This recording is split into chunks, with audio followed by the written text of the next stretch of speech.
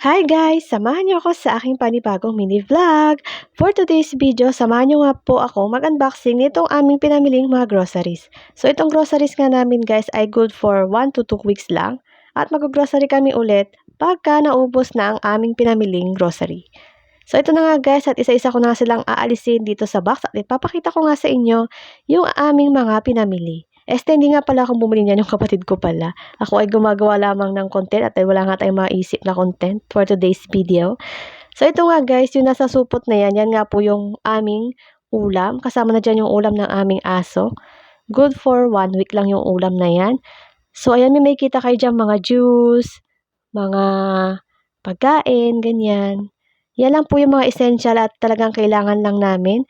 Di po kami bumibili ng mga hindi namin kailangan dahil napakamahal nga po ng bilihin ngayon.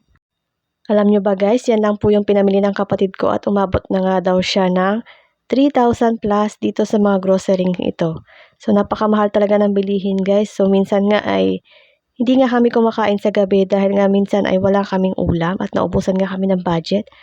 So dahil nag-renta rin kami dito guys, ayan. So napakasarap sa feeling guys na nabibili na namin yung mga gusto naming bilhin dahil nga kami ay nakabukod na. Yun nga lang guys ay napakahirap dahil meron kaming mga monthly na mga bayarin. Isa nga itong bahay. Pero okay lang guys at masaya naman kami dito at nagagawa namin yung aming mga gusto. Yung matulog ka hanggang gusto mo, ayan. Maghugas ka hanggang gusto mo. Ayan. So higa-higa lang hanggang gusto mo at walang sumisita sa'yo at bilhin mo yung mga gusto mo. Buti na nga lang guys at napakalapit lang ng bilihan dito sa amin at nilalakad nga lang. And pwede rin siyang tricycle pero kasi kami malayo kami doon sa labasan kaya naman kami ay sumasakay ng tricycle papunta sa SM. So ayan nga guys, pinapakita ko sa inyo yung aming mga pinamili. So meron diyang dishwashing kasi napakamahal ng dishwashing dito sa tindahan kaya naman malaki na yung binili niyang dishwashing liquid. Ayan, so meron din diyang alcohol. So yan nga pala yung ginagamit namin alcohol at meron nga diyang makulit na aso at nakikigulo din siya kasi meron din siya dyan na pinili ng aking kapatid. Yun nga yung kanyang pee pads. Ayan. Alam nyo ba guys, simula nagkaroon kami ng aming aso ay naiibsan yung aming stress at aming mga problema dahil sa kanya.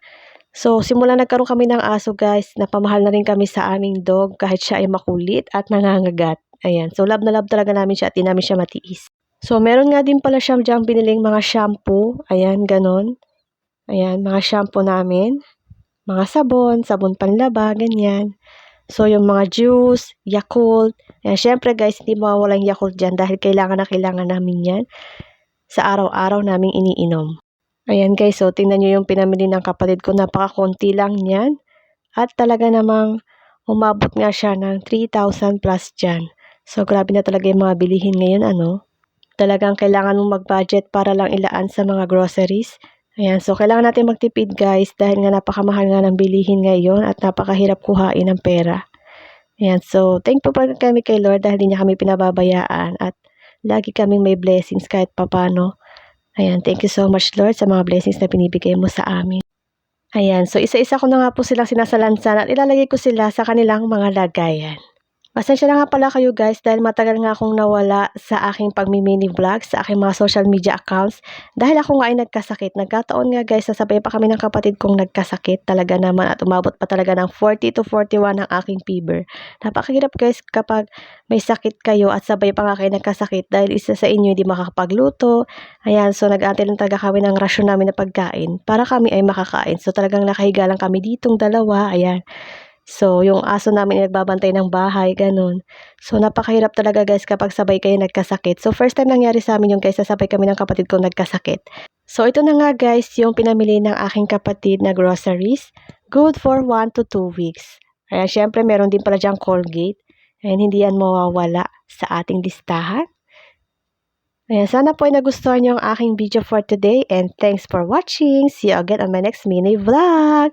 Don't forget to like, subscribe, and follow and mag-comment na rin kayo sa aking videos. Bye!